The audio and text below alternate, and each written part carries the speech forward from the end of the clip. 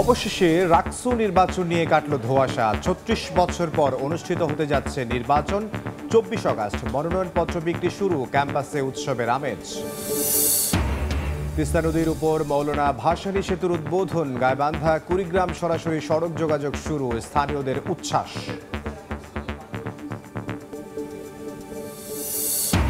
উখিয়ায় রোহিঙ্গা ক্যাম্পে চাকরি হারানো স্থানীয় শিক্ষকদের সড়কে অবস্থান, পুলিশের লাঠিচার্জে আহত ৮, আটক ২৮ আন্দোলনকারী। থানায় অবস্থান নেয় ধাওয়া পাল্টা ধাওয়া। চক্রের ভয়াল ধাবায় ক্ষতবিক্ষত সিলেটের শাহ আরেফিন চিলাও, প্রশাসনের দলগত গাফিলতি দেখছেন পরিবেশবিদরা, দায় এড়াতে পারে না অর্ধ ডজন মন্ত্রণালয়ও। এবং মোংলায় সাবেক স্ত্রীকে কুপিয়ে হত্যা, অভিযুক্ত গ্রেফতার। ধামরাই গৃহবধূ খুন, নেত্রকোনায় সেতুর পাশে মিলল অটোরিকশা চালকের গলাকাটা লাশ।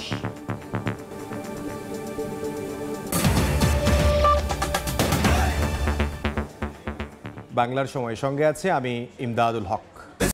রাজশাহী বিশ্ববিদ্যালয় ছাত্র সংসদ নির্বাচনের ধোঁয়াশা কাটল। মনোনয়নপত্র বিতরণ কার্যক্রমে নিষেধাজ্ঞা প্রত্যাহার করা হয়েছে। রাকসুর দায়িত্বপ্রাপ্ত শিক্ষকরা জানান, আগামী ২৪, ২৫ ও ২৬ আগস্ট মনোনয়নপত্র বিতরণ কার্যক্রম চলবে। নির্ধারিত সময়ে অনুষ্ঠিত হবে নির্বাচন। দীর্ঘ ৩৬ বছর পর ঘোষণা করা হয় রাজশাহী বিশ্ববিদ্যালয়ে ছাত্র সংসদ নির্বাচনের তফসিল অনুযায়ী বুধবার সকাল থেকে রাকসু, হল সংসদ ও সিনেটে ছাত্র প্রতিনিধি নির্বাচনের মনোনয়নপত্র বিতরণ কার্যক্রম শুরুর কথা, কিন্তু তা বন্ধের নোটিশ দেয় কর্তৃপক্ষ। মঙ্গলবার রাতে জরুরি বিজ্ঞপ্তির মাধ্যমে দেয়া নোটিশে উল্লেখ করা হয়, অনিবার্য কারণবশত বন্ধ থাকবে রাকসু, হল সংসদ ও সিনেটে ছাত্র প্রতিনিধি নির্বাচনের মনোনয়নপত্র বিতরণ কার্যক্রম। এমন সিদ্ধান্তে রাকসু নির্বাচন নিয়ে সংশয় প্রকাশ করেন শিক্ষার্থী ও ছাত্র সংগঠনগুলো। তবে বিকেলে রাকসুর দায়িত্বপ্রাপ্ত শিক্ষকরা বৈঠক শেষে জানান, আগামী ২৪, ২৫ ও ২৬ আগস্ট মনোনয়নপত্র বিতরণ কার্যক্রম চলবে। নির্ধারিত সময়ে অনুষ্ঠিত হবে ভোট। রবি, সোম, মঙ্গলবার সকাল 10টা থেকে শুরু হবে, বিকাল 5টা পর্যন্ত। মানুষের মনে সন্দেহ অথবা ভিন্ন কিছু মানুষ ভাবতে পারে এমন কোনো পরিস্থিতি তৈরি হলে সেটা নির্বাচন কমিশন দৃঢ়ভাবে লজিস্টিক সাপোর্ট রয়েছে এবং নির্বাচন কমিশন সেভাবে তৎপর রয়েছে। নির্ধারিত সময়ে রাকসু, হল সংসদ ও সিনেট নির্বাচন করার দাবি জানিয়েছে ছাত্র সংগঠনগুলো। 15 সেপ্টেম্বর যে রাকসু হওয়ার কথা, আমরা চাই সে টাইমের মধ্যে ওনারা যেন রাকসুটা কার্যকর করতে পারে। আগের যে অনিয়ম, বিশৃঙ্খলা এগুলা থেকে বেরিয়ে এসে আমরা আসলে একটা নতুন একটা ক্যাম্পাস দেখতে পাবো। তো সেই জায়গা থেকে অবশ্যই সবার প্রত্যাশা ছিল যে রাকসু যখন হয়ে যাবে তখন এই শিক্ষার্থীদের আশা ভরসার একটা জায়গা তৈরি হবে। এ পর্যন্ত 14 বার রাকসু নির্বাচন অনুষ্ঠিত হয়। সবশেষ নির্বাচন হয়েছে 1989 সালে। সময় সংবাদ, রাজশাহী। অবশেষে তিস্তার বুকে মাথা উঁচু করে দাঁড়ালো দীর্ঘ প্রতীক্ষিত মৌলানা ভাসানী সেতু।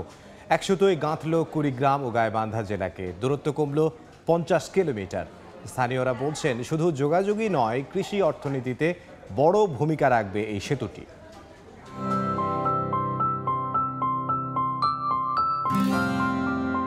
তিস্তার বুকে ডানা মেলল গাইবান্ধা ও কুড়িগ্রামবাসীর দীর্ঘদিনের স্বপ্ন।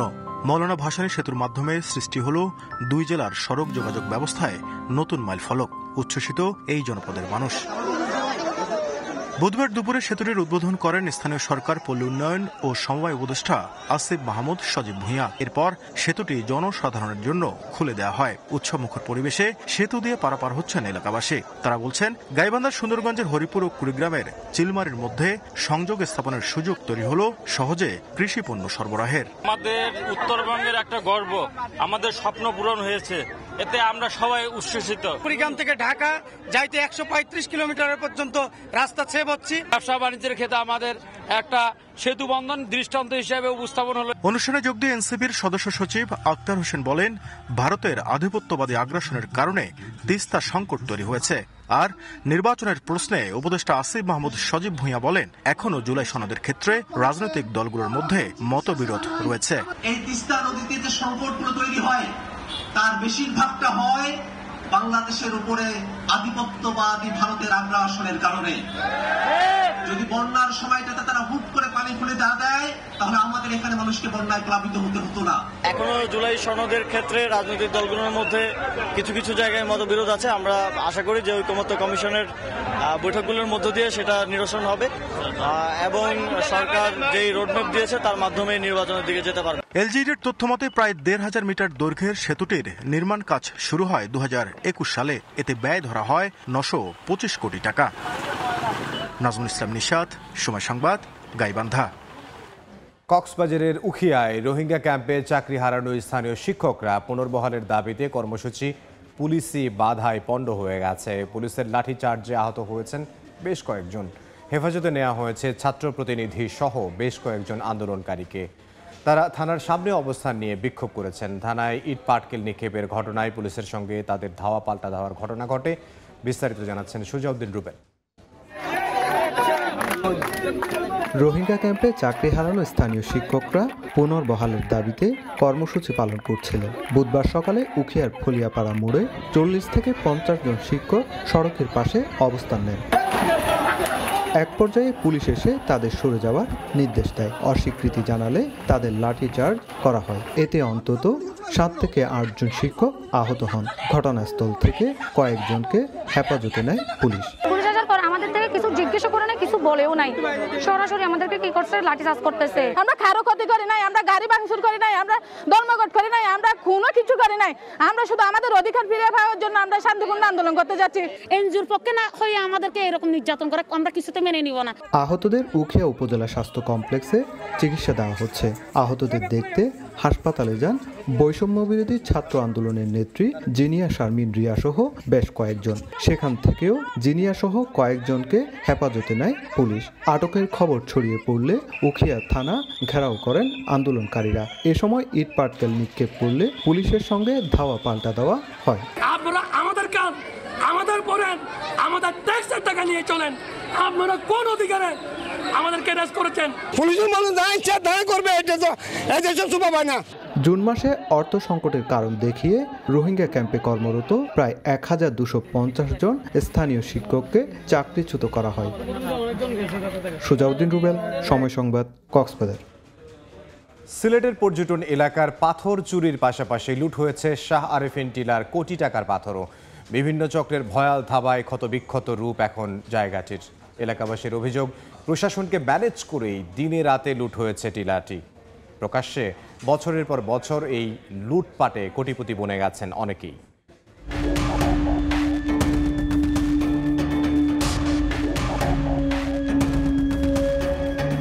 বিভিন্ন চক্রের ভয়াল থাবায় ক্ষতবিক্ষত রূপ সিলেটের কোম্পানিগঞ্জের শাহ আরেফিন টিলার পর্যটন এলাকা। সাদা পাথরের পাশাপাশি বছরের পর বছর ধরে লুট হয়েছে টিলার কোটি টাকার পাথর। এলাকাবাসীর অভিযোগ, একসময়ে আওয়ামী লীগের শামীম বাহিনী, তারপরে অন্তত আরো 9টি আলাদা গ্রুপের নেতৃত্বে মাটি ঘুরে লুট হয় কোটি কোটি ঘনফুট পাথর। তবে সংঘবদ্ধ এই চক্রের বিরুদ্ধে কথা বলতে ভয় পান এলাকাবাসী। প্রশাসনের নাকের ডগায় বছরের পর বছর ধরে চলা এই কর্মকাণ্ড গেল 4 দিন ধরে বন্ধ রেখেছে চক্রটি। প্রকাশ্যে বছরের পর বছর এই লুটপাটে কোটিপতি বনে গেছেন অনেকেই। ভাগ পাওয়ার অভিযোগ আছে থানার ওসি থেকে শুরু করে বিভিন্ন পর্যায়ের ব্যক্তির বিরুদ্ধে। এমন ভাবে চলছে, তার চলাটা যে সর্বদলীয় চলা, কোনো প্রচুর টাকা কামাইছে হচ্ছে, কিন্তু এটা কেউ ধরে না। আমার টাকা দেও চলো, সারা রাত মনে হচ্ছে ইয়ে করতো, বাবা সাবা খাইতো, সারাদিন সালা সালা ঘুমাইতো। তবে অভিযোগের বিষয়ে কথা বলতে রাজি হননি কোম্পানি সংশ্লিষ্ট কর্মকর্তা। এইভাবে দৌড়াইলে হবে না, আমি তো দেখেন না প্রোটেকশনে বাড়িয়েছি। আমরা একটু কথা বলবো না আপনার সাথে।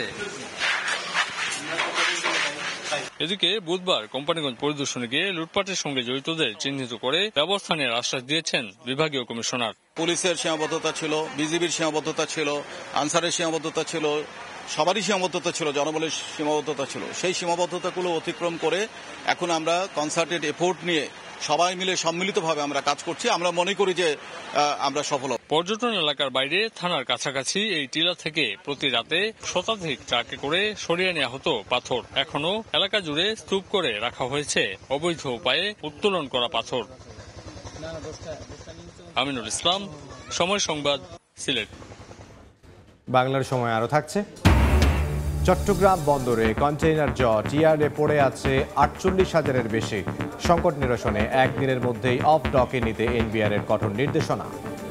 মোংলায় সাবেক স্ত্রীকে কুপিয়ে হত্যা করা হয়েছে। অভিযুক্ত সাবেক স্বামীকে আটক করে পুলিশের সোপর্দ করেছে এলাকাবাসী।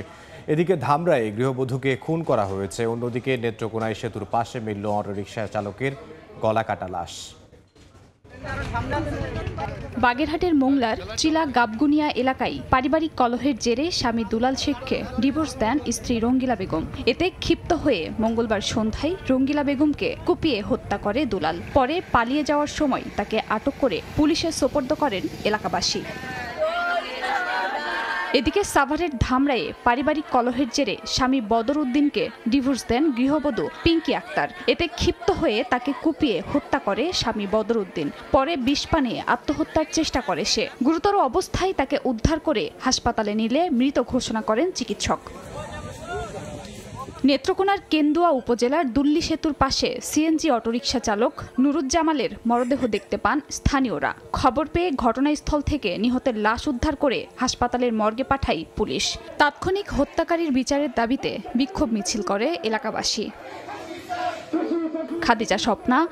খাদ্যবান্ধব কর্মসূচির আওতায় সারা দেশে 55 লাখ পরিবার 30 কেজি করে 6 মাস চাল কেনার সুযোগ পাবেন বলে জানান খাদ্য উপদেষ্টা আলী ইমাম মজুমদার। দুপুরে দিনাজপুর সার্কিট হাউসে রংপুর বিভাগীয় খাদ্যবান্ধব কর্মসূচি শীর্ষক মতবিনিময় সভা শেষে সাংবাদিকদের এ কথা জানান তিনি।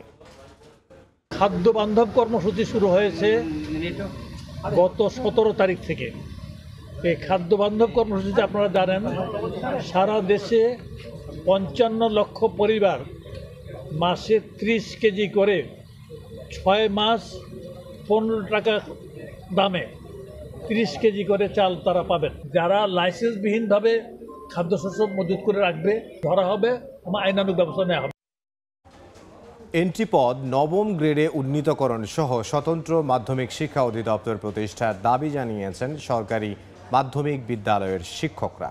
দুপুরে মেহেরপুর, ঠাকুরগাঁও, পঞ্চগড় সহ দেশের বিভিন্ন জেলায় মানববন্ধন করে এ দাবি জানান তারা। এ সময় পদ সংস্কার করে স্বতন্ত্র মাধ্যমিক শিক্ষা অধিদপ্তর প্রতিষ্ঠার দাবিও জানানো হয়। মাধ্যমিক পর্যায়ের শিক্ষকদের ন্যায্য মর্যাদা ও পদোন্নতির সুনির্দিষ্ট কাঠামো নিশ্চিত করতে কেবল সরকারের সদিচ্ছায় যথেষ্ট নয় বলে মনে করেন শিক্ষকরা। যোগ মাধ্যমে ছড়িয়ে পড়লে রাতেই পুলিশ অভিযান চালিয়ে অভিযুক্ত ক্যাশাইওয়াও মারমা, কাখলাও মারমা এবং উহাই সিং মারমাকে গ্রেফতার করে। চলতি মাসের প্রথম দিনে সইহাই ইনো মারমা প্রথমে ধর্ষণ করে মেয়েটিকে। এরপর ভয় দেখিয়ে পর্যায়ক্রমে তার বন্ধু কাহলা ওয়াইং, ক্যা ওয়াং সাই চহাই, উহাই সিং এবং ক্যা সাই ওয়াং ধর্ষণ করে।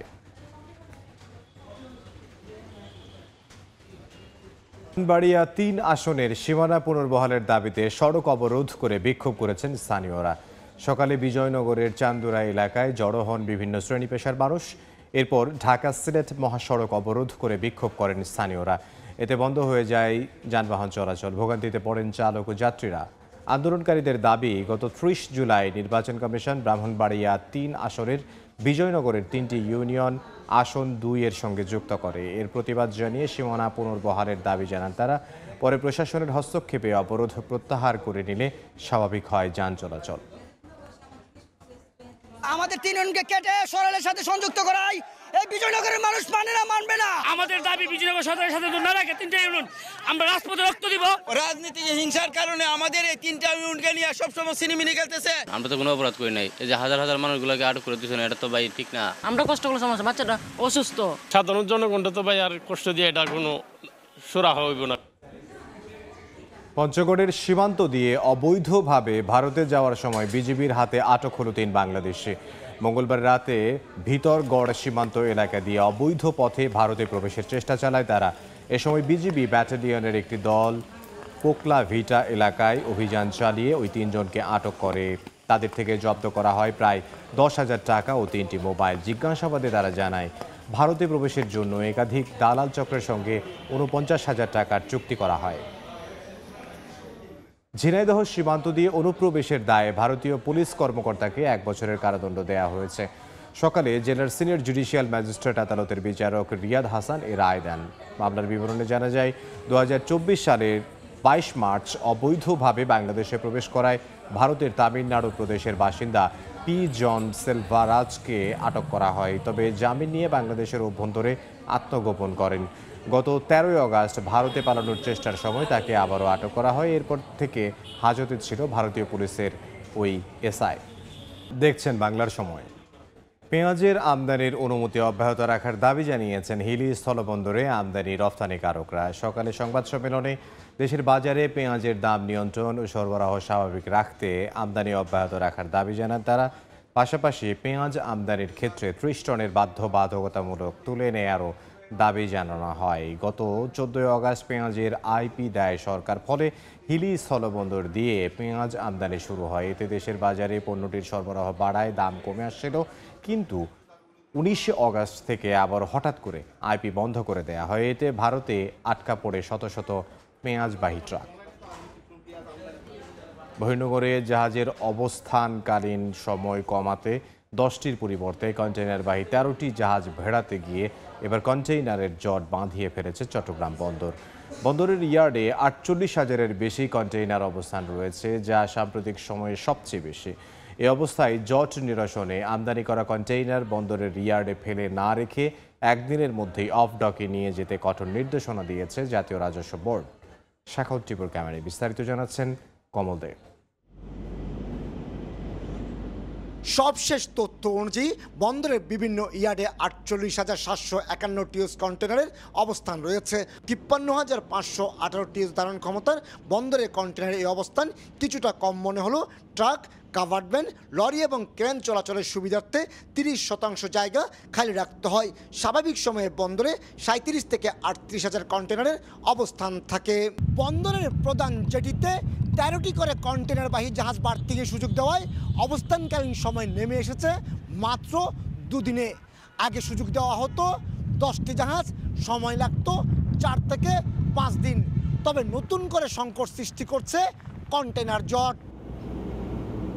গত কয়েক মাস ধরে আমদানির পরিমাণ বাড়তে থাকায় বন্দরে বাড়ছিল কন্টেনারবাহী জাহাজ আসার সংখ্যা, কিন্তু সে অনুযায়ী বার্তিং সুবিধা সীমিত হয়। কন্টেনার জট নিয়ে বন্দরকে হিমশিম খেতে হচ্ছে। আর এজন্য 10,000-এর বেশি নিলামযোগ্য এবং 2,000 আইসিডিগামী কন্টেনারকে দুষছেন বন্দর কর্মকর্তারা। 13টা জাহাজ থেকে কন্টেনার ক্লিয়ার হলে স্বভাবতই পূর্বের তুলনায় বেশি কন্টেনারের স্থিতি হচ্ছে। এদিকে নির্দেশনা অনুযায়ী যেদিনে জাহাজ থেকে কন্টেনার নামবে বন্দরের ইয়ার্ডে ফেলে না রাখে সেদিনই অফডকে নিয়ে যেতে কঠোর নির্দেশনা জারি করেছে জাতীয় রাজস্ব বোর্ড এনবিআর। প্রথম এবং দ্বিতীয় দিনের মধ্যে চট্টগ্রাম বন্দর থেকে অফডকে পণ্য চালান নিয়ে যেতে হবে। বর্তমানে 30টির বেশি দেশি বিদেশি শিপিং লাইনের 125 থেকে 130টি জাহাজ চট্টগ্রাম বন্দরে কন্টেনার ও বাল্ক পণ্য নিয়ে আসছে। 65 ধরনের আমদানি পণ্য ডেলিভারি এবং তৈরি পোশাক রপ্তানির জাহাজীকরণ সম্পন্ন হয় 21টি বেসরকারি অফডকে। রাস্তাঘাটের যে কন্ডিশনটা সেটা ঠিকভাবে কাজ করছে কিনা, পোর্টের ইকুইপমেন্ট, পোর্টের গেট ঠিকভাবে অপারেট হচ্ছে কিনা, তো এই বিষয়গুলো কনসিডার করলে আসলে এই চিঠিটা আসার কথা না। গম, সিমেন্ট, ক্লিংকার, কয়লা, স্ক্র্যাপ লোহার মতো পণ্যগুলো বহির্নোঙরে খালাস করা গেল আমদানি এবং রফতানি কন্টেনার লোড আনলোডের জন্য বন্দরের এনসিটি, সিসিটি এবং জিসিবির বাড়তে অবস্থান নিতে হয়। কমল দে, সময় সংবাদ। দেখছেন বাংলার সময়। মানিকগঞ্জে জমজমাট ঐতিহ্যবাহী নৌকার হাট। 200 বছরের পুরনো এই হাটে উঠেছে নানা আকারের ডিঙ্গি নৌকা। বেলা বাড়ার সঙ্গে সঙ্গে ক্রেতা বিক্রেতার আনাগোনায় মুখর হয়ে ওঠে হাট।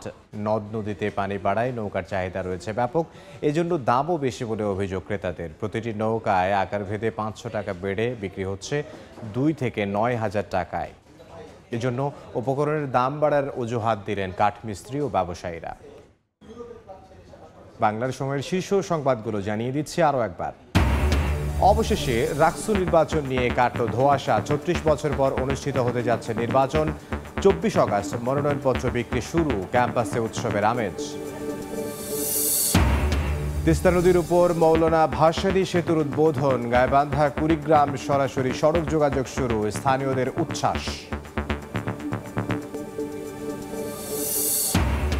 এবং চক্রের ভয়াল থাবায় ক্ষতবিক্ষত সিলেটের শাহ আরেফিন টিলাও। প্রশাসনের দলগত গাফিলতি দেখছেন পরিবেশবিদরা, দায় এড়াতে পারে না অর্ধ ডজন মন্ত্রণালয়ও।